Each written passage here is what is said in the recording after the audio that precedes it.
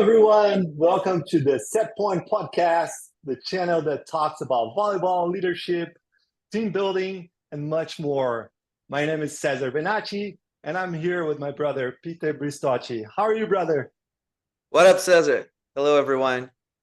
Ready to take notes, eyes and ears open. Let's talk volleyball and much more. Let's do it. So this is a very, very special episode. First, because we have a very, very, very special guest. He's one of the most important people in my life. And because we're doing this in English. This is the first episode that we're actually recording 100% in English. So if you see our posts on social media and you don't understand anything, here's your chance to understand everything. Okay? So with no further ado, Giovana Melo, welcome. So welcome. And it's a really, really big pleasure to have you here in our podcast. The pleasure is mine. I'm so excited to be a part of it, excited to be a part of what you guys are doing, and I can't wait to grow and continue to learn, from you. And that's something that I feel like we do it every day, but I'm excited to be a part of it. Yes, and learning is actually one of the most important things for us here. We love to share our knowledge. We love to share our experience, love to share everything that we're building here. And we invite you guys to do the same and already share this episode once you finish it. So first here, I'm going to do a little presentation about Giovana and talk a little bit about her and who she is and a little bit of her accomplishments as well. I am very familiar with G because I worked with her for so many years. I worked with her for 12 years maybe? I don't know how long. It's crazy. It's too long. Really. Too long, maybe. It's been too long. Too long. No, but I miss it. I really miss it. But let's go. Let's talk about G a little bit. Well, she's from Ribeirão Preto, Brazil. She's a fairly big city in Brazil in the state of São Paulo. She has a bachelor's degree in kinesiology from Arizona State University, a master's degree in higher and post-secondary education, also from Arizona State University.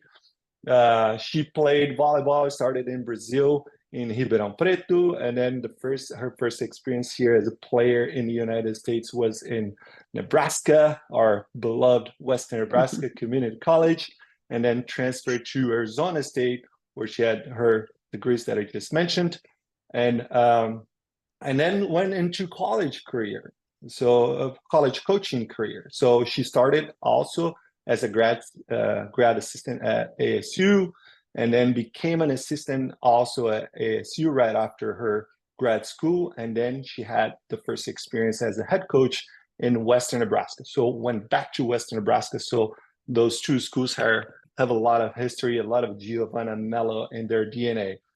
So I was there for 6 years, and this is the good part of those 6 years. 6 regional championships. She won the regional championship every single year that she was there. And in 2010, she was a national champion, the NJCAA national champions with the Cougars. And I was very fortunate to be with her in this national championship. It's a great memory that we have. And then in 2014, she was hired at California State University, Bakersfield, where she has been since, right, for 10 years. And then in her very first year, she won the Western Athletic Conference title, made the NCAA first round, and I was there as well. So we played Stanford. We're going to talk a little bit about that. And in 2017, won the conference again. Okay. And that's a little bit of her resume. Some interesting facts here. She has 300 plus wins in college coaching. It's a very fun person to be around. Has 2 incredible, one son and one daughter. They're so cute. They're really good friends with my daughter Liz, and it's married to Trish, which is also a great friend of the family. So we're gonna talk more about that. So G, welcome. Tell us a little bit about your experience in the United States. Of course, we're going to go into the details of how you got here and everything throughout your entire history. But yeah, give us something for us to start with. Yeah, it's crazy to think that I've been here for this long. I was having this conversation with my wife this past weekend just because we were meeting some different people, and I was like, I've been here for a long time, and we're talking about residency and all this stuff, and listening to you guys talk about, with other coaches and other people in Portuguese and just kind of the volleyball in Brazil and then the volleyball in the United States and all the changes and all the things they're actually pretty similar that I'm learning about it. But yeah, I think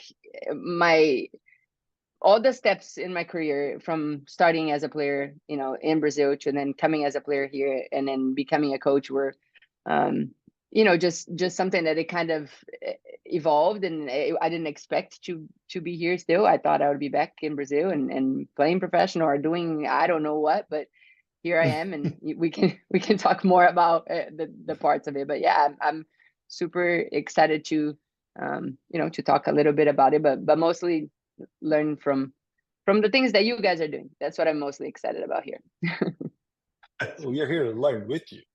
No. Wow.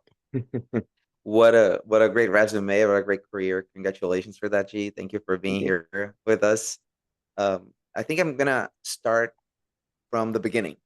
Okay. So tell us a little bit, like, when you started playing in Brazil, and how was your early career as an athlete, and then why and how did you come to the US, and how was the beginning here?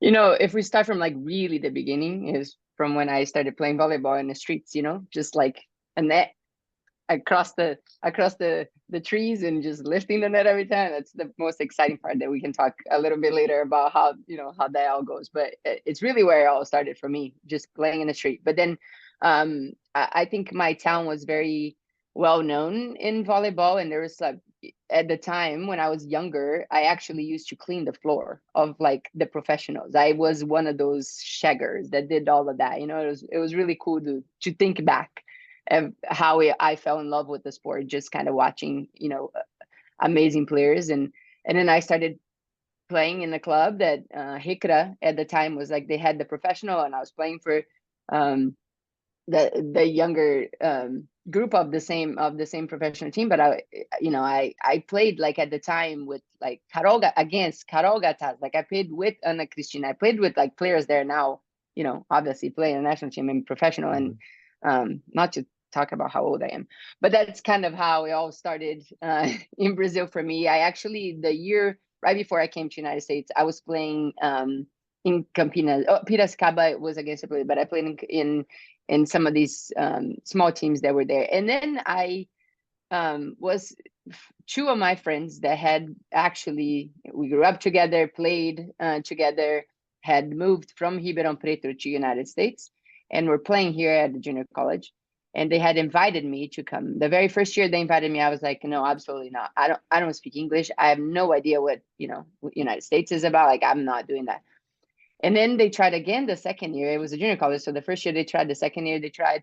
And my sister was like, gee, I think you really need to look into this. Like, this seems like a good opportunity for you to, here, your next steps are either you're going to go professional, or, you're not going to, when you go professional, you're not going to have a degree. You're not going to study. So you have to really think about this. So now I was like, okay, let me learn more. And here I am. So I came, and the two that invited me are Sylvia and Flavia are still actually in the United States. Flavia is a head coach now at the Division I school, and then Sylvia is still in the United States, but not coaching volleyball. But they were the ones who invited me, and then I came and went to Western Nebraska.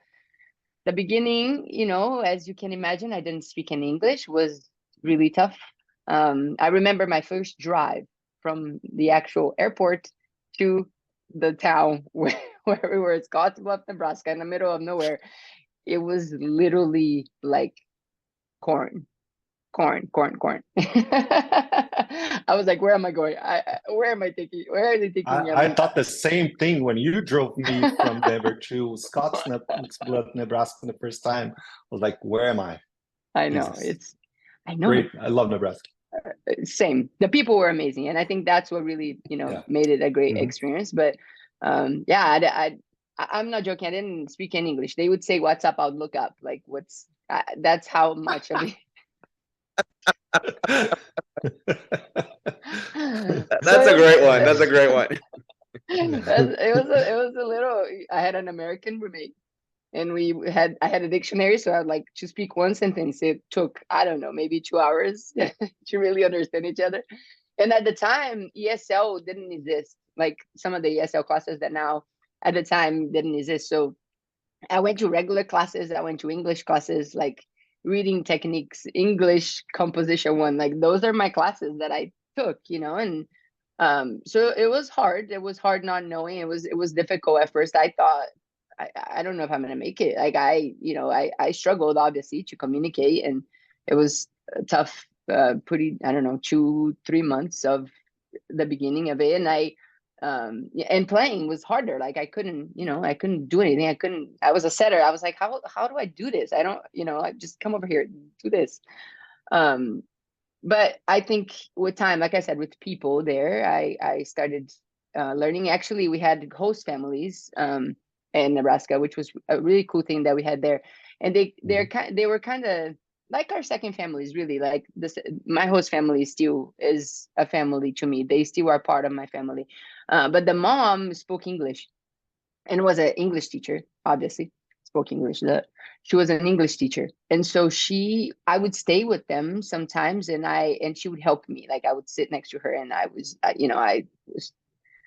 studying as much as I possibly could, to kind of be able to at least communicate. And so, yeah, it's kind of crazy to think about, how it all went, but here I am now, and we're doing this podcast in English. So who'd have thought, right? Amazing, right? Amazing. Crazy And to now, think that and now you, three Brazilians doing a podcast in English. That's Pretty amazing. cool. It's pretty cool. It's really cool. Yeah. who could tell that with all that hard beginning, you Mhm. would have now an advanced degree in education, huh? Right. Yeah. Post-secondary, an advanced degree that's pretty impressive. And so, One thing, like, let me tell you something. One little story. I used to, when, I would tell my dorm mom, like, people just walk around with books. Like, they're like reading the books, and it just like, they're literally walking around studying. I'm like, what's that? Like, they're just nerds. And she's like, watch, you're going to be that. And then I was like walking around, literally studying in all my classes. Like, I had one summer that I took, I don't know, like anatomy and physiology and I don't remember what, I think it was physics, like at the same summer. And I was literally walking around like a little nerd, and, having to study and learn so fast. But it's crazy to think about that. well, I'm a little biased to talk about books. Never I mind. was going to say yeah. And You're at a different so, level. I think this is the first lesson that we can take, or maybe the first out of many, which is it's not because something is hard that you shouldn't try and do it. If you know that there's going to be some benefit out of it, or a possible benefit out of it, and there's only one way to find out, is by doing it. Mhm. It's not because something is hard that you shouldn't do it, and you did it. Now you inspire all of us. I mean, at least you inspire me. Mhm. I think I can tell for Cesar, you do too. Inspire him. So you played in college, and you went to Arizona State after Nebraska. So if you could tell us a little bit about playing Arizona, and then when you started coaching, that transition from athlete to coach, how did that work? And yeah, let's go from there. Okay. So yeah, so obviously from the junior college going there, I already understood more English. Things were a little bit better, and then making that decision to go to SU, there was another Brazilian that was playing there, so I think that was the reason why I ended up there. Obviously, it was at the time the Pac-12, and I was excited about that.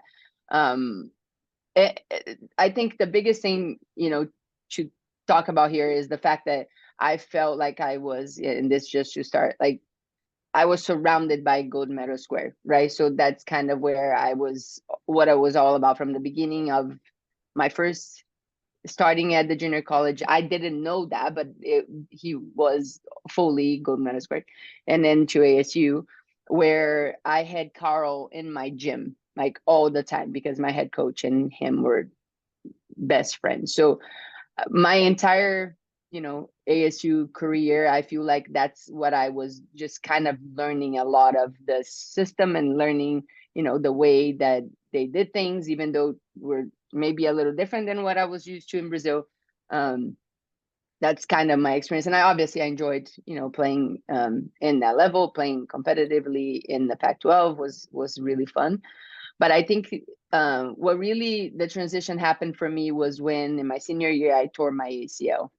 So when that happened, yeah, I mean, I tore it early enough in the season that I was able to get the year back. But I think my senior year, I was like in the best shape of my life. I thought, okay, this is going to be my year, and then that happened.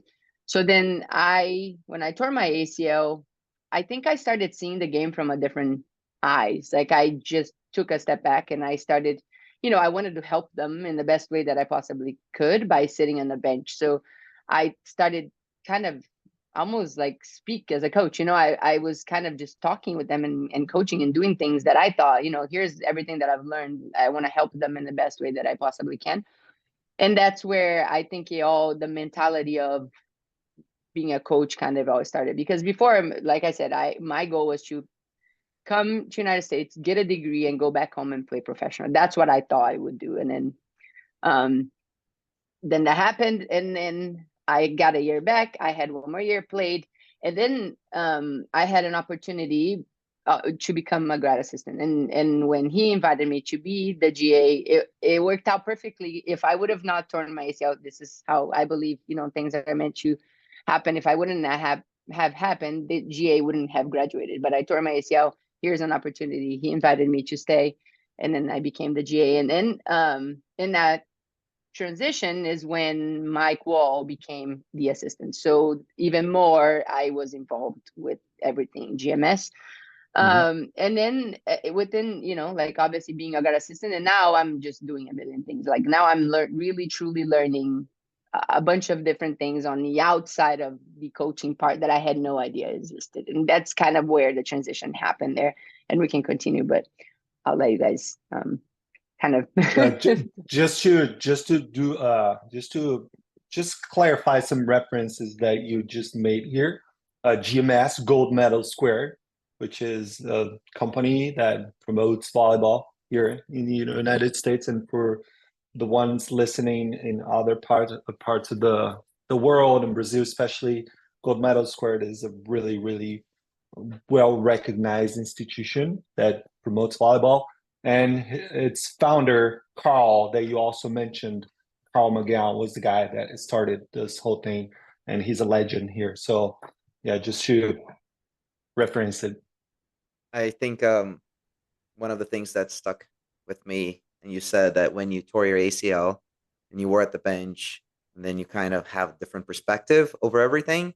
And you said, how can I best help my team? And that's another lesson, I think, that all coaches and players can take, which is you're there for your team, whether you're in the court or not, you're still a part of the team. And we've talked about this in other episodes, like how we live in times when and where if I don't get what I want right now at this very moment, it doesn't work. We live in a culture of, I think, a world culture of instant gratification. And so if you're at the bench, I'm not being useful, and that's not true. You help the people who are right now on the court to play the way that they are, to win. You help the team. And at any moment, your coach might need you. And if you can't be on the court, in your case, because of an injury, how can you best help? And how you can still be useful for your team? How can you still prove your value for that team? I think that's big lesson. And well, you said, Carl, you said all those big names, and I think I'm going to go into my next question is, as a coach in the beginning, who were your references, your authority figure, so to speak, in terms of volleyball, in terms of coaching? Yeah, I mean, I think there were two big ones for me. I learned a lot with them. Obviously, the head coach that was there was Brad Senden. I learned a lot with him too, but he was very much in the men's side. Like everything for him, he had to bend in the men's side. And so, but his knowledge of the game was incredible. So I think that I learned a lot from these people. And then this is the part that I think it's important, from obviously there being a GA, and then to becoming an assistant is what the transition happened, of Brett leaving and Jason Watson coming in. So I think he was a big influence there for me, because I then started obviously getting to know him and what he did. And in that, I think in that transition of, being a GA, I did a lot of camps, like summer camps everywhere with gold medal. And so Mike was a big, he was pretty much helping me through a lot of the things that I was going through. So I think, for sure, Carl and Chris McGowan were big for me at the time. Mike was a huge influence because of what Chris Green, that was the former coach before I got there, also was a big influence for me because he helped me in the process of going from a player to a coach. And then, eventually I come back to be a coach where he was. But I think these people were really the reason why, now I'm coaching and doing what I'm doing. But they were kind of all influences in my life at that time. Very, very interesting. We see that this is like a pattern. Everybody that we've talked to so far, everybody has had great mentors and great references in the beginning, people that inspire you and who you look up to. But we're going to go back to that. So let's talk about coaching then now, right? And we know that a big part of coaching comes down to planning. So I'm curious in knowing about your planning. How does that work? How's your rationale behind planning? And then you can talk anything. We know we talked the other day about how being a head coach, you're not only a coach. Being a coach is just a part of your job. There's a lot of going behind the scenes, a lot of management, a lot of everything, budget and all of that. So you please feel free to talk about anything that you would like to share with us about planning. And also, I'm gonna already give you my next question. Is I know that you use the concept of big rocks and little rocks, and somehow that relates to planning, I think. And if you could tell us a little bit about how does that work, that would be great. So planning, yeah. Yeah, there is for sure a lot that, we can talk about within planning. I think if I go back from my transition of being a GA to being an assistant and then being a head coach, I think I learned a lot of kind of on everything behind the scenes, and also, taking the steps of like, okay, how do I want this to look like when, as being a head coach? And I think I am very big on looking ahead and looking at what is it do I want it to look like, and now let's kind of take steps down and make it in parts. Now is very different than what it was when obviously I was in a junior college. But then when I went from a junior college to a Division I, the planning for me changed because there's kind of 3 parts: the off season in the spring, which for us in the beginning we didn't have because we were doing both indoor and beach volleyball. Crazy. Cesar, remember those fun times. And then I've never had an off season in Bakersfield. Well, I did have one in my final year. Oh yeah, in the beach. Funny. But yeah, so the off season now that we have, and then the in season part that like I kind of divided into 3 parts: the preseason, the like off non-conference schedules season, and then the conference. And then technically, if you really want to talk about it, there's another part that it's, if you now have conference championships and then making past qualifying NCAA and IBC, all of that. So that's kind of how I divide my entire planning, and I go part by part, trying to see it at the end, like, okay, our end goal is this, so now let's kind of go back to what we're doing in each of these parts, right? Of course, before season, we gotta talk about the plans of traveling. We gotta decide where we're going. We gotta know, okay, we're hotels, all of these things that we gotta do, right? So that's a big part of planning outside. Recruiting is a huge part of everything, and definitely for sure one of my big rocks, because I think, I mean, recruiting is everything within, I think, Division I school, and so it's a big part of deciding all the different places. Where are you going? What kind of athletes are you trying to get from which states? Like, there's all these different things. How many of these within our budget? How many of these tournaments can we go to? All of these things that we have to do, right? And then if we talk, now if we're going to talk planning of the season and practices, then we can kind of take a whole different step into planning practices and planning, like, what do you want it to look like within that. So, I mean, obviously Cesar knows this, but I'm very big on practice planning, and so we spend a lot of time on practice planning. I could show you guys, but I have like every single practice that I've ever planned in my entire career as a head coach, and it's all in folders, and I don't like stuff on a computer. I write everything down, and then I have a little like separation of kind of a weekly, so we do like things by week. And so having an idea a little bit for each of these parts, and then having an idea, what do we want this week to look like? What do we need to get better at? And then, of course, within that, we plan each practice based on what we want it to be.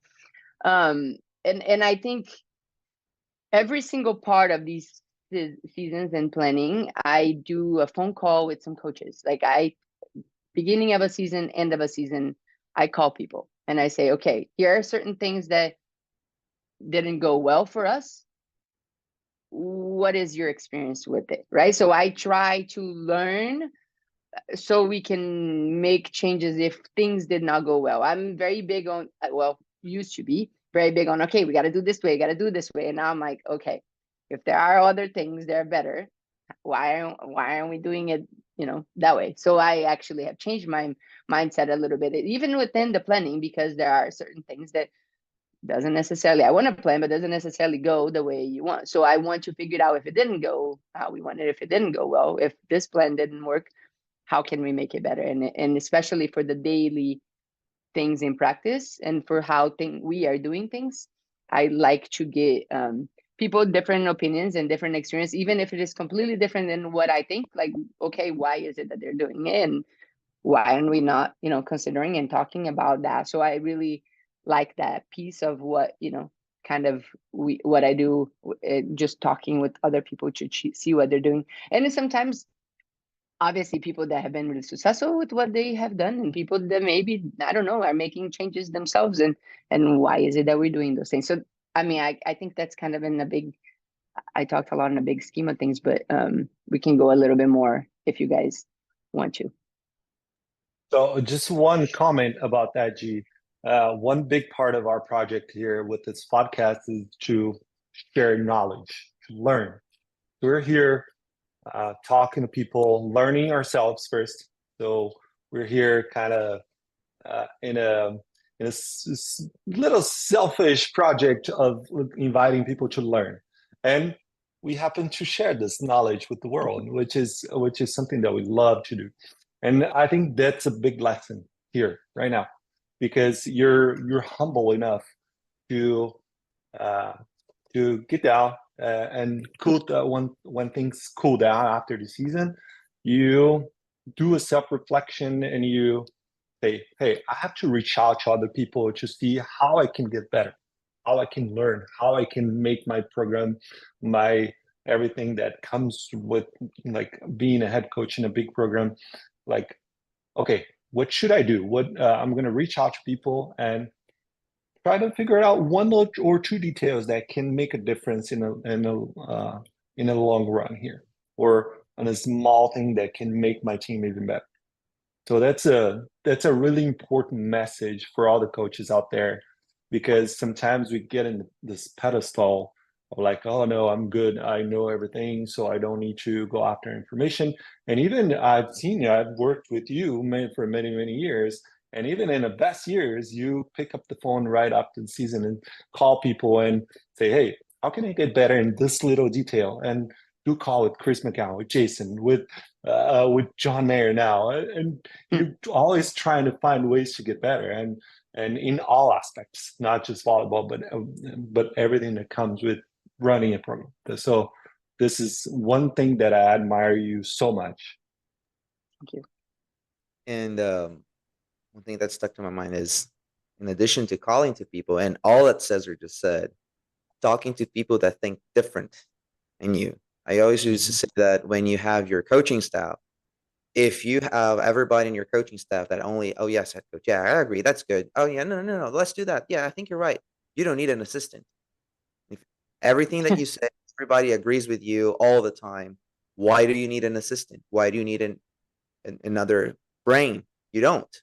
You just need their arms, their muscles, or whatever. You need people that understand your train of thought, that share the principles with you, and your principles and your values, but they don't necessarily have to agree with you all the time. I think that's very, very smart if we surround ourselves by people that share our values, because otherwise that relationship is not going to work, but that bring something different to the table.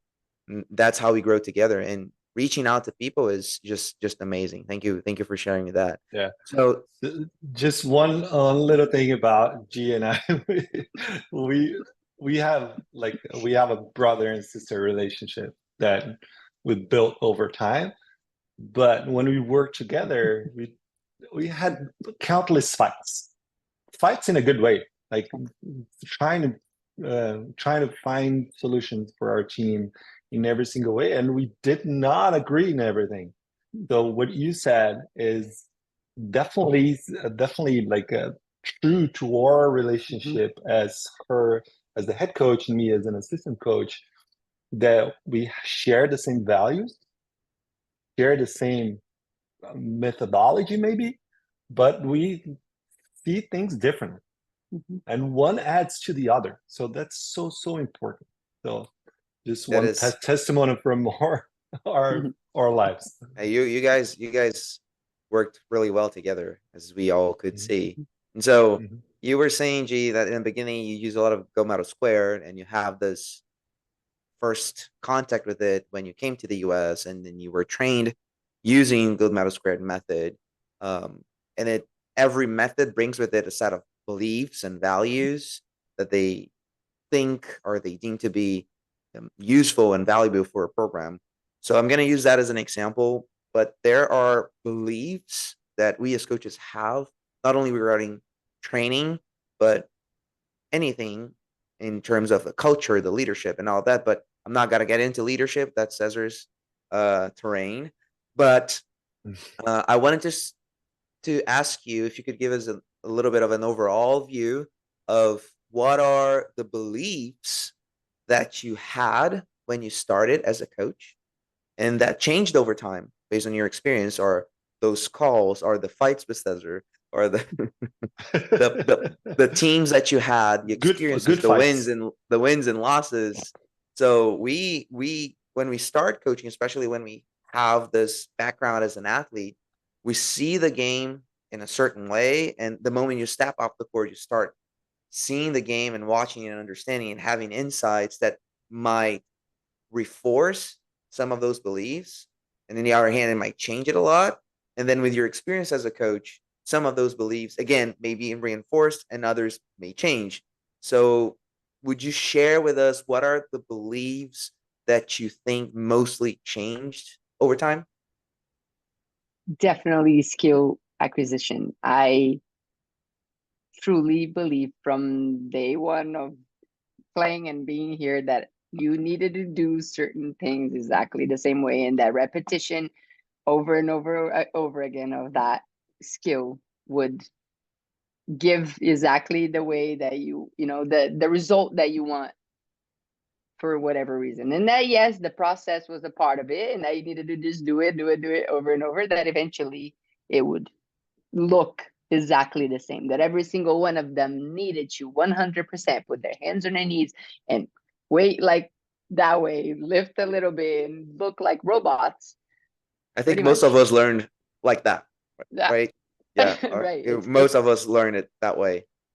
And I mean, I played in that, so I was like I mean, I 100%, believe in all these things, and I believe that they work. And I mean, I guess for a certain amount of time, maybe it did, but then I think things evolved, and I started, now even more, changing how I see things. And this was not, I mean, I can't even say that it's been even a full year that this has happened. Like my first conversation with Cesar was not even 1 year ago. I had a conversation with Jason in one of these phone calls, and he had started kind of talking to me about it. And I was like, you've lost it. No, what is happening with him? Like, what is going on? I worked for you. Like, what are you saying? And then I obviously, had a season, and then he had a season, and then I was like, man, he must be into something because it's working for him. And then obviously I had a conversation with Cesar and his boss, and then I was like, all right, I've got to study. I got to figure out what's happening, and not that but I was like, I need to make changes. Like, things are not working for us. What worked for us before is not working now. And these beliefs I had that I have to do these things this way, it's not the same. The athletes are not the same. Obviously, science, everything is changing and is evolving. And what are you doing? So let's take these steps. And the changes in my beliefs, definitely. I mean, don't get me wrong, I'm still learning about, and trying to figure it out exactly how I wanted to look and what I wanted to do. But I can tell you, practices this last spring, my players were like, what is happening? Like, what are we doing? And they were, had no clue what we were doing. I mean, obviously we're trying to do things slowly and explain certain things, but not explain some other things. And that's okay, because eventually they are going to get the benefit of it. Right? So can you tell a little more specific what kind of systems and methods are you looking into right now? Yeah, give us examples. Okay, so I mean, for sure, we talked a little bit about like the skill, right? So I think what the difference is, before we would do these drills, and here we are, just the coach serving, and we're passing this way. I want it to look this way. I want you to hold your wrist and hands together this way. I want you to angle your arms this way. And so now what we're doing is completely different. We don't just serve just to serve. We're serving to a passer, who has a setter and has a hitter. And there's all these relationships that are important, that before it was just all about the skill. And then now it's more about the relationship and how it relates to everything that it's happening, right? Like the chains. Sure, the chain, exactly. And so, and then also the way that they do it. Like, do I believe this will help this player? Yeah. So let's see. You try this, and try this.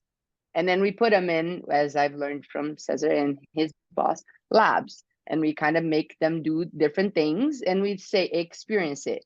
Whatever works for you is what you're going to do. So I think that's what, that I would say that's one of the big changes that we have made. The playing games, we have played 1 million games this spring. I don't think we've ever played as many games in an entire spring. And it was just, sometimes it was short games, sometimes it was shorter, sometimes it was bigger, sometimes it was net higher, sometimes it was net lower, sometimes the light was off, sometimes just all different things are lights off. Not That's a really cool completely, not Oh, I constraint. bet that was fun. I love it. It's like, we can control our lights in our gym. So I was like, I would shut one of them on the side, on the one that was over there, and then they come from no light to some light, and then they're like, what is going on? So all these different things were happening in our gym as we are playing mini games. We cannot do that on the beach. I know, sorry. What the heck? You can put like a John, if you're listening to this podcast, let's plan some practices at night. So At night, really nighttime. Great Yes. environmental constraint. At that. Look at that. See, and this is really, it did happen with me I was so caught up in all of this, and I was studying. I was listening to all these podcasts. I'm doing all this, and I had a dream. And I told Cesar this, and I called him right away. I was like, Cesar, I had a dream that I opened the court, like the court had a hole in it, somehow. And then they Oh my couldn't, gosh, they that's they so good. couldn't fall. You have to figure it out how to not fall in the hole in the court. I mean, technically he can do it with the beach court, like, right? He can probably do Yeah, something so they don't fall. I couldn't, but we were doing it, and they were like trying to figure it out how not to fall in the hole. The court that's fell. too good. Oh, I bet it was a lot of fun playing those games. Oh man. And then so good. obviously I think kind of, a little bit of the Goldilocks, like we make them do like on defense, move, and then just stationary, like now find an in between kind of what you like. And we do that in the labs, and we kind of go in between, like doing some labs and playing, but playing is a big part of it. Like we just go straight into playing, and sometimes just even to warm up, they're not jumping, but they're playing some sort of either 2-on-2 or 3-on-3 on the floor, warming up, and the competition is happening, and obviously they're trying to problem solve. And I think it's to watch them from the beginning of season, like the spring. This is only happening from one spring, and to watch them from the beginning of the spring to the end of the spring was like incredible to see the difference of problem solving, what they were doing, how they were doing it with each other, just kind of, without even having any idea. The other parts and practices that we do is, and sometime within this constraint is, for example, I say to one of the hitters, hey, today out of 10 swings, like let's say we have one certain thing on defense that we need to get a little bit better at, right? Like we're the ball tipping right behind the block, we're really struggling to get. So I would say to one of the hitters, she's the only one doing this, and I say, out of 10 balls, I want you to tip, I don't know, 7. And she'd be like, what? You've lost it. Like, I want to win. But you have to do this. Is best for our team and the best for the other side. Okay. But you're not going to say anything to them. All right. So then she would go and do it. And I was like, and you can't just do it in a row. You just got to do it as a regular, like just play your game, but here and there, you're going to do that. Right. Okay. So then without knowing, we are, that other team, that other side, especially that person who needs to be getting that, is getting some of that themselves and not knowing that it's happening, with them. Same thing with serving. Like sometimes we would say to a server, today, you're only going to do this type of serve. And, like we just kind of have different things within our practice planning that we decide, like these, we want to accomplish some of these things today in our 6-on-6.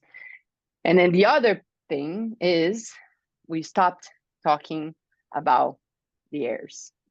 So we went completely away from, and this is like honest, when we're doing the labs, yes, we're talking a little bit about, what's happening, but our goal, and this is something we worked with, the mentality part of it, is that we're trying to make them go forward in their thoughts. Like we constantly as coaches are bringing them back, because we say, move on from your mistake, but yeah, we're talking about your mistake that just happened. So we focus on, That's if gold. we're doing some sort of things, we are in the lab that we're trying, okay, we're talking and we're having these conversations, but in 606, you have no idea how many times I'm like, oh, just stop talking. Just don't say a word. Like, it's so hard. It was so hard to do. But you can see them just playing. Like, they're so free. They don't, like, even for themselves, we were like, you are not. Like, we are all in this together. It's hard for us just as it is for you. There's no my bad. Like, we gotta, what's next? Keep the game moving forward. And it's really hard to do, but it's definitely a process that I feel like we got much better at. I say this a lot here and everywhere I go, that everything that I say has a junior volleyball or junior sports or youth volleyball bias, right? And I say that kids come to our gym to start volleyball for the first time because somebody told them at school it's fun to play volleyball. They come to our gym every day because they want to play volleyball. And then somehow we made everything a protocol and everything has to be broken down. And then out of a sudden we have kids in lines and wait to touch the ball once or twice. Even if we plan the best, there will still be a moment that you're on and a moment that you're off, a moment that you will do this, a moment that you will do that. And then we coaches destroyed the main reason that brought the kids into our gym. We want to make this right, to quote it, make it right. But at the end of the day, what we're actually doing, we're killing the fun and the joy of playing the sport. And then just by listening to you talk about these changes that you've recently done in your gym, it sounds to me that the young volleyball player inside your players is in your gym right now. The people that enjoy discovering the game and playing the game and having fun with the game. And we have a lot of reasons, and a lot of neurobiological reasons that explain how much better we play when we are not that stressed, when we emphasize the positives that we do in the gym, and then we tend to do it a lot more often. And then you just taught me, and it probably says a great lesson too. We want our players to move on from the mistakes and the errors. Definitely. And here we are talking about it again. Mm-hmm. So how about we reinforce the things that we want to see more often? And we do this when we're doing stats all the time. Oh, that player, she hits 70% short cross. And we're focusing on that one time that she tipped the ball over. We have this tendency of focusing a lot more on the traumatic events rather than what happens the most. So if we want good things to happen a lot more, those are the things that we should be emphasizing. That's a great lesson, not only for volleyball coaches, but for teachers. If you're in education in general, yeah, this is not very good, but look at these many things that you did, and we want to see that more often. That is great. There's two things that I want to add to that. So Coach Curley talks about catch them doing right, right? And so this is one thing that we have to really pay attention as a coach to, because we have a really good eye to catch the mistakes, but we should catch them doing right and actually talk to our players about, oh, great, but not in a empty way, in a truthful way. And another thing that John talked about is to, when you're running your practice, to put your strength finding glasses. So, and that's a really big change that we have to do as coaches, a mindset change that we have to bring to our attention, and to really pay attention to put the strength finding glasses, especially before a game. So we were really working on that this season with our team. And coaching is a big art combined with science, and all you said about changing your methods and going towards that ecological dynamic route, which I have gone for now 1.5 years, and it's a challenge as a coach, like in many different ways, like from planning practice to giving your players autonomy, to finding the better activity, to find the better constraint, like the turning off the light. That's genius. It's so good. I mean, that brings a lot of creativity that will pass it on to your players. So that's very, very cool. It's a lot harder. It's a lot harder to plan practice from that perspective, definitely. right? But if you look at the other side, it's actually pretty fun too, because you have to come up with different things, and you have to, we have to do this. What are different ways that we can accomplish that? And you're like, okay, we could do this, we could do this. And for them, I think they do enjoy it. Like at first they're kind of like, what is happening? Like, like what is, we don't know. We have no idea what's happening, but this was fun. Like having conversations with them, from especially the ones that have been here for, I don't know, 4 years. They were like, that was the most fun I've had in practices this spring. I was like, all right. And we got better, and we were so, we were competing in a completely different way. And I think all of these, I mean, there's all the different things, that we've talked about, the constraint-led approach, the ecological dynamics, differential learning, all these things, I think, completely changed everything for me and what I believe in, and for my athletes, I guess. This is so cool to see that your change in your beliefs and your methods, and imparting that knowledge to your athletes and having them give that feedback to you. That's that's a reward that every coach wants to have, right? You want your players to Definitely. enjoy your practice, and that's so great. Acknowledging that one, something has to change, or what is Jason doing that his team changed that much, and going after that knowledge and talking to people and studying and listening to podcasts. That brings me to my next question to you, G. A big part of my day, Cesar's day, and I bet your day as well, is how can we get better? How can we become better coaches for, I think, first for ourselves, because who doesn't want to know that the job that they're doing is being successful, is working? Everybody wants to know that, right? Everybody wants to have that feedback. But also for our athletes, we want them to have a good experience. We want the program to succeed. If our athletes succeed, we succeed. If our program succeeds, we do succeed. But every time we change and we incorporate new knowledge, or we make a big change, 180-degree change, I don't know if that's the number, but it's a big change.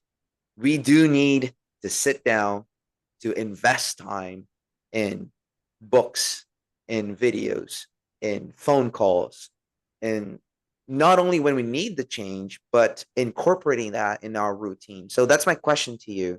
G, how do you study? What's your routine? Do you have a routine for studying?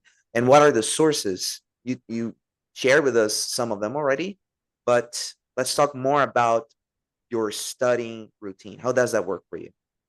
Yeah, I even more now. I love books, not as much as the two of you, but mostly because I prefer listening to it, because with my kids, and I try to even more now, like spend my time with them. And then so the two times that I have to read a little bit of a book is the beginning in the morning, like right before my son. So my wife takes my daughter to work, and I have about probably 20 to 30 minutes by myself until I wake him up. And that's the time that I normally either read a book or listen to a podcast.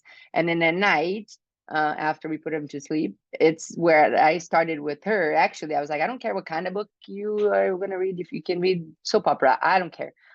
But we need to start doing this together. And then it became something that we were doing a little more. I talked to Cesar about that, because I was like, I really need to find more time to read, because like that part is important. And then my drive to work and to and from work is podcasts. Like I don't listen to music anymore. I don't even I don't even know what the new songs are, because that's the time for me that I have to just listen to podcasts. And I try to get in different podcasts every time that I'm in the car, if I can finish in at least one day, one podcast, Our depending favorite on as long as. podcast is Set Point Podcast. That's right. That's right. And then for sure, my conversations, with people, I think that's a big part of thing for me. Just setting some time, before and after season to have conversations. Sometimes even during season, if things, like I need something, I would like to do something better this way or this way. Especially in the beginning, I was doing all this. I had no idea what I was doing. So I was making all these changes. I was like, Cesar, I need help. So I would text him all the time. I would text Jason. I would text, talking with a bunch of different people that are doing, some of this stuff. And I think that that's part of, learning and studying and having conversations with others as well. And definitely with my assistants, we started this new thing that, we were doing every other week during the spring. Hopefully we can keep up during the season. But we were meeting as coaching staff, and every time that we did that, we were just kind of talking about different things. This year we talked about a book, but we are gonna try to kind of keep that up and meet as coaching staff to learn. This is a learning moment for us. What are we going to talk about every time somebody brings something different? Maybe it's coming up from them, maybe it's coming up from me, but something that we want to learn. So I think that's a big part of it as a staff to do it as well. Cesar, Cool. What book was that? All the great ones have a study routine, huh? Yeah. Yeah, for sure. Well, we'll talk about that book later. Well, I'm telling you, that book changed my view of a lot of leadership, but we'll talk about leadership. Yeah. So yeah, we well, everything that you shared here about your program and things that have changed for you as methods and systems are great. And that shows how much of a lifelong learner you are. And one of the things about being a leader, which you are a great leader, is being a lifelong learner. Okay, so now going into leadership. So I'm gonna just give first everybody that is watching us and listening to us a testimonial here real quick. When I got to the United States, I knew nothing about leadership. I studied zero leadership. So I had that old mindset that, oh, I'm going to learn a little bit here and there and everything is going to move by itself. And then when I met G and started working with her, she planted that little seed in my head of leadership. Like, we have to be the great leaders. We have to be examples. All those things about leadership that we're going to talk right now. So the reason that today I study leadership so deeply, it's because of her, because of G. So that's a little, I just want to give that testimony because that's completely true and from the bottom of my heart, G. So I thank you for that. So thank you. World, now you know whose fault is that. Yeah. And I know very little still about leadership. I study, I read a lot, but there's so much more to study and learn. But you're a great leader. You're a great example. And you, so what are and who are your references in leadership? Yeah, I think that, there's so much I think that you can, learn with. And as you're saying, you can learn in so many different ways about leadership by reading and listening and people. But I think for sure, leadership is about the two things that you can learn. You can learn by doing it. You can learn by how experiencing somebody in that way, and so I think for sure you have been a big influence in my life as a leader and all that we have grown together, like Definitely. we can say whatever, but I wouldn't be where I am as the coach if I wasn't for all the experiences that you and I have had together, and that has all to do with all the things that you did and we were doing it together. So you're a big example for me for sure. Obviously Jason is a big example of a leader for me because of everything that he has done. One person I talk a lot within leadership as well is Kirsten Booth from Creighton. And mostly because and I think that as a female and what she does and some of the things that she's had to accomplish and to lead her program into from nothing to where it is now, I just look up for, to her a lot in a lot of different ways of the things that she does. Of course, my assistants, like I couldn't say, that they're not my references. Obviously, they are a big reference in me as a leader and understanding, which we'll talk a little bit more. And I think a big part of having self-awareness and hearing from them, like how are they experiencing me, which is also part of the book, was an important thing. I think as you're an assistant, you have to have these conversations. They're not easy conversation, but they're references for me. Of course, my wife is a big example for me of leadership and everything that she does and the things that we do together with our kids. But I think that there is a variety of people every day in my life that I would say, like my sports administrators, people around, other coaches, even in here, who are, tremendous leaders that do different things in different ways that I learn every day from. I think leadership is something that it's, as you said, you have to be a lifelong learner and there's so many references around me that it's not just one person or two specific, but that they're just constantly around my life that I'm learning from. Cool. And if you were to say, like, I don't know, 2 or 3 concepts about leadership that are really, really important for you, and what would it be? Yeah, for sure is the lifelong learner piece. I think, a leader has to be learning all the time. I think that's a really big, important thing. Second, I would say the self-awareness. Like, do you know what your strengths and weaknesses are? Like, how do people experience you? I learned that in that book and it was a mind blowing for me to understand, like, how do you know how they actually experience you as a leader? And that's an important thing to know. I think if you don't know, then how are you able, if you are not capable of leading yourself, how are you going to lead others, right? So yeah, I think it's an important thing to know. You have to be an example. I'm huge on that, and I think you know that, Cesar. If the players can't have cell phones, why are we having cell phones? If the players can't eat fried, why are we eating fried? Like I don't think that you know, as a leader, I think you need to lead by example at all the things that you do, so they respect you and understand, hey, you do it this way, then I'm gonna follow. Like I think you get them to follow and buy in a little bit more.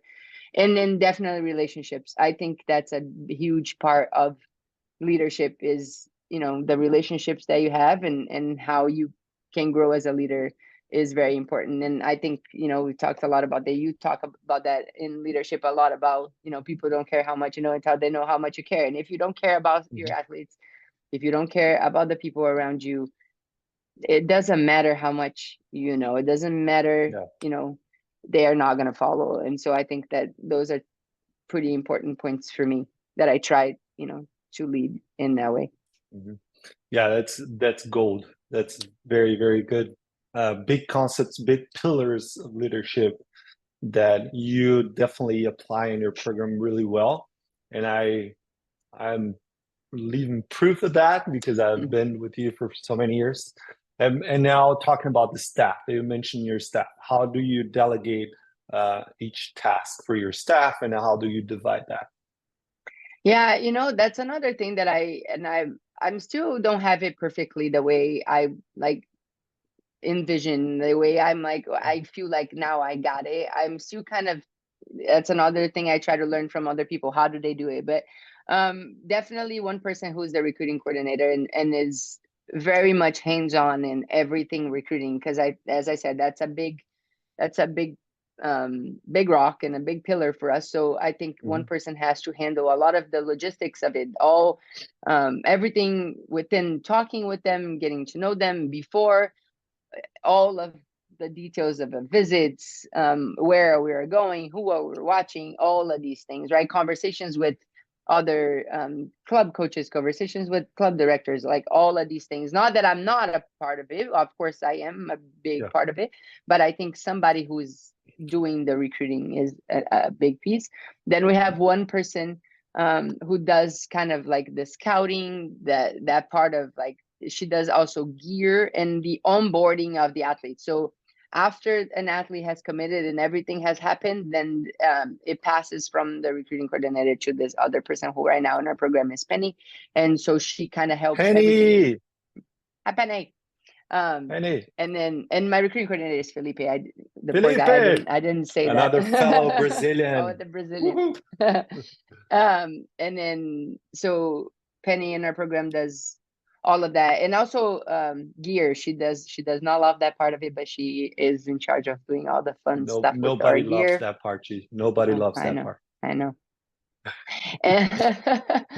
And then Bree, which now having another assistant has helped a lot with that. Bree, she does a lot of the operations part, like the travel, equipment, social media, all of the kind of behind the scenes parts. And then academics, which is a big pillar. That's the one piece that I'm still kind of trying to figure it out. Like we had somebody who was in charge, and I became in charge, and I've had some conversations with other coaches that have like a certain amount of players that they kind of, you know, have to have conversations. So it also creates a little bit of relationship in these situations. And this is something that I haven't really had to deal with too much in the past, but this last year or so, for some reason, our numbers haven't been as great academically as I would like. And so I'm like, okay, we need to take some steps, do some things here. And so that's where I'm just kind of deciding on within delegation in that part. And I mean, kind of everything else, we just, you know, practice planning, all of that. Like I said, we do it together. I do a lot of the budget and kind of making decisions on who we're going to play and all of that. I'm fairly hands-on. I like I said, certain things in a certain way, and I like to give them just, I don't know, the freedom to do certain things in a way that, okay, like as long as you're proactive and you're doing things, I'm good. Like just, but then if you have questions, of course, come to me. But I think it's been different now that, you know, I haven't had like somebody for that long, like you and I together for a while. I was with Stevie together for a while. So we've had like changes in our program.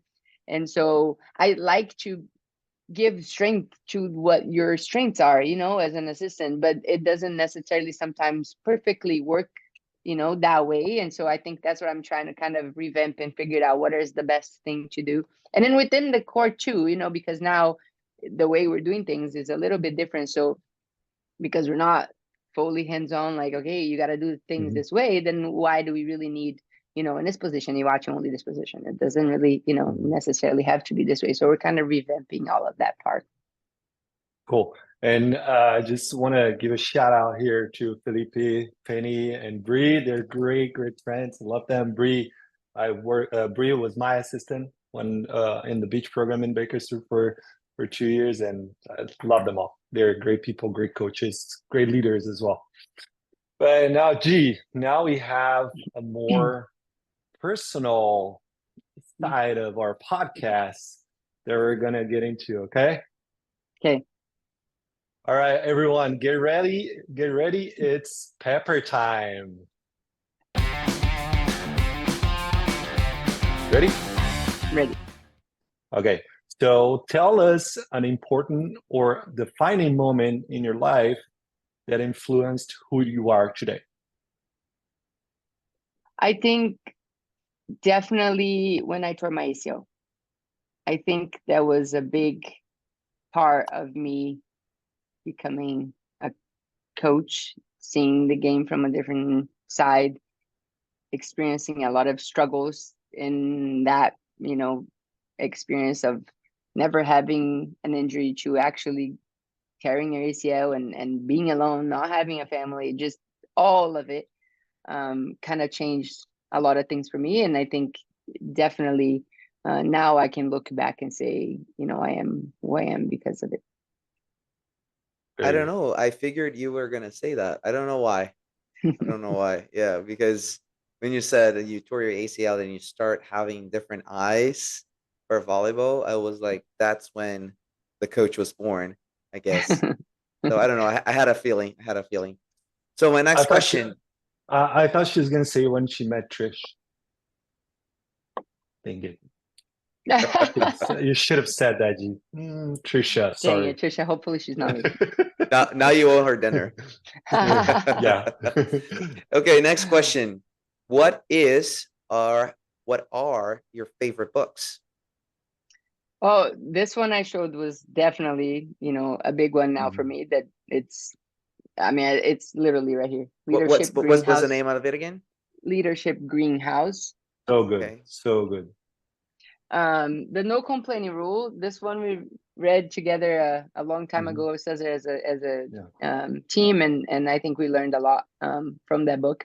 And then the other one that's right here too. That it's. I mean, if I didn't have this one, obviously, how we learn to move. It's all where it all started for me.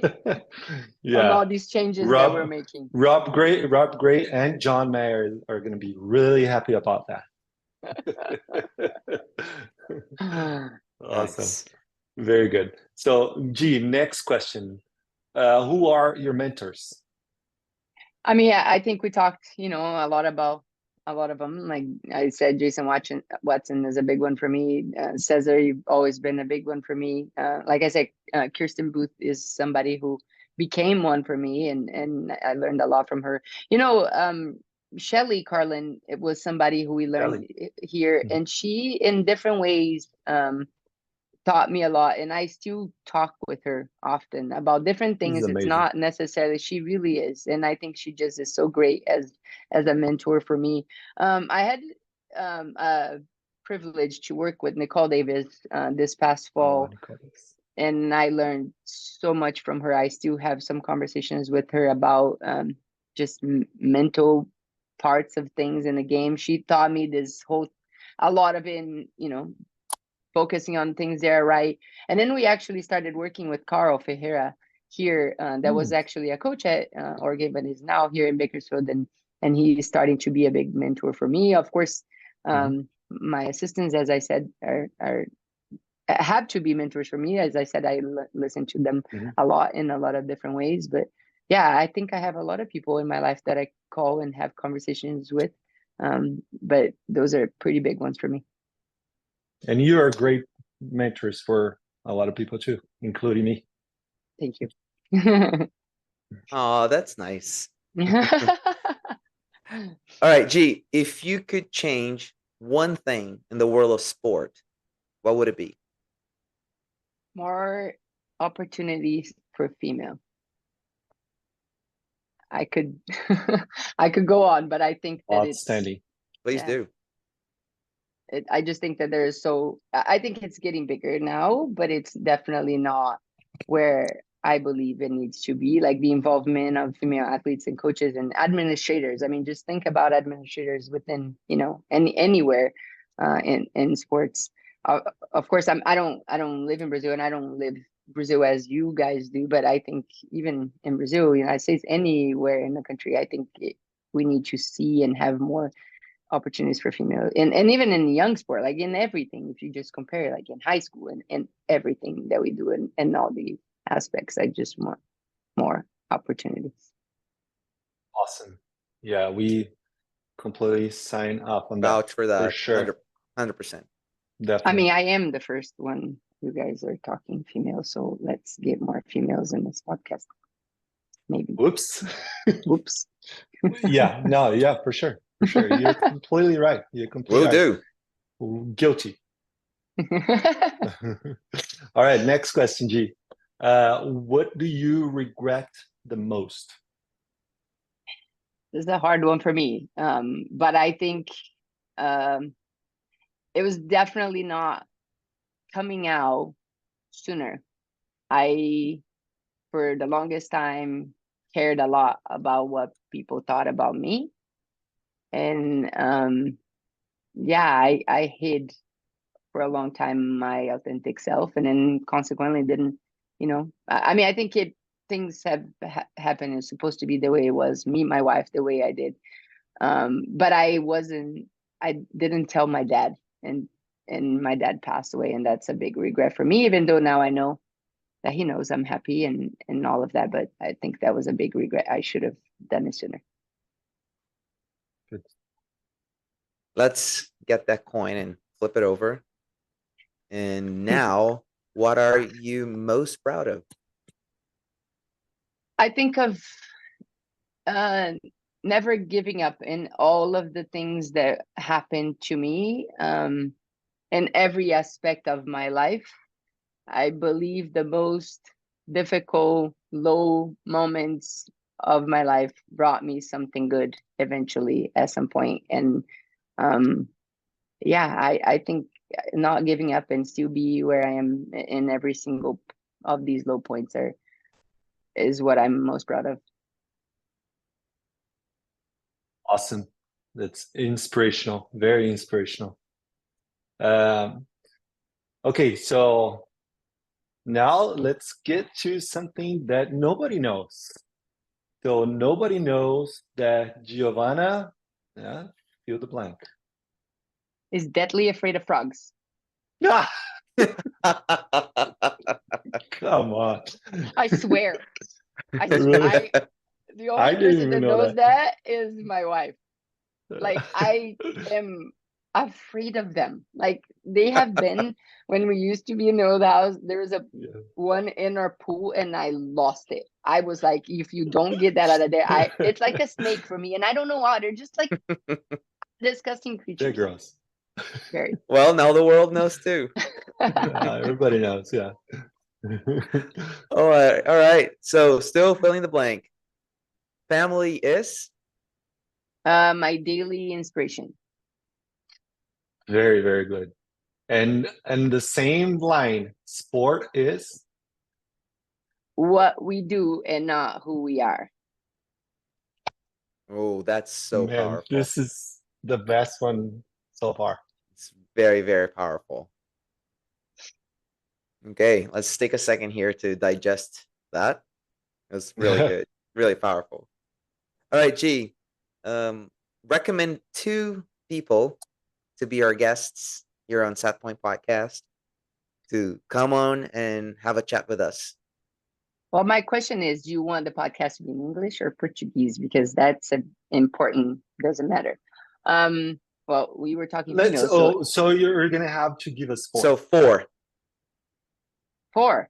Yes. Well, 2 to Okay, do in so English and 2 to do in Portuguese. So Kirsten Booth from Creighton would be a big one. I mean, obviously, I just talked about Nicole Davis, so maybe she should be another, and she's going to talk a lot about, the mental aspect of it. And then if you want, to me, obviously, another English one is Jason. I can't not say him. He's great in every podcast definitely he's on the ever done. list. He's amazing. But 2 that could do English or Portuguese are my assistant Felipe and Pedro from Minnesota. Oh yeah, Pedro. Yeah. Nice. We were very fortunate now. Now we have 4 people. Yeah. No, 4 5 recommendations. 5. Yeah, 5. We can recommend 5. Great. Cool. We have a lot of people that watch our podcast, listen to our podcast, since majority of them probably are coaches, some players, some fans, volleyball fans, some people that want to learn, coaches from other sports. We have a lot of variety of different people that are watching and listening to us. Think about all of them and leave a message to all of them. I have 2 things I would like to say. One that I learned, I don't know, a little bit more recently in my life, and I'm still working on it. If my wife is listening, she's going to be like, you need to be better. But it's learn to be where your feet are, like live in the moment and enjoy every single one of these moments. I think it's so hard to do now with social media, with things that happen around, with how our minds are. And as coaches, you're constantly in this stress mind of like, I got to do this. And I'm a big, one of that. But I learned that when I'm with my kids, I need to be with my kids. When I'm in this moment with my wife, I need to be in this moment. And then when it's time to work, then now it's time to work. But I think if I would have learned that sooner, I would have, I think there's a lot of different things that maybe I could have, been for me. And then for sure, chase your dreams, no matter how far you think that they are. You never know until you really go for it and you try, and you never know where it's going to take you. So go for it. Sky is the limit. Very good. Well, with this strong message, we are getting to the end of this podcast. A lot of notes here. 2 full pages of notes. And I've been a G for so many years, and I've learned a lot of new things today. So G, and I have to hold myself here to not be too emotional, but it's impossible not to be too emotional when I talk to you, when I do something like this with you, because I owe so much. Everything that I have in my life. Stop it. Everything that I have in my life here today, that I'm building, that I have built, a big part of it is because of you. And I mean it. You know that. We've had that conversation so many times. And the only thing that I have to say to you is thank you. Thank you for being who you are. Thank you for being that inspirational person that you are for me, for my family, for our athletes that have been in our program, that have worked with us for so many years, all the people that are watching us right now, listening to us. I really want to make that clear. And today you gave us another example of how big you are, and how much you affect people in a positive way. And you have definitely made a huge impact in my life in a great positive way. And I'm pretty sure that you're still gonna make way more, as you are attached with me forever. Okay. I'm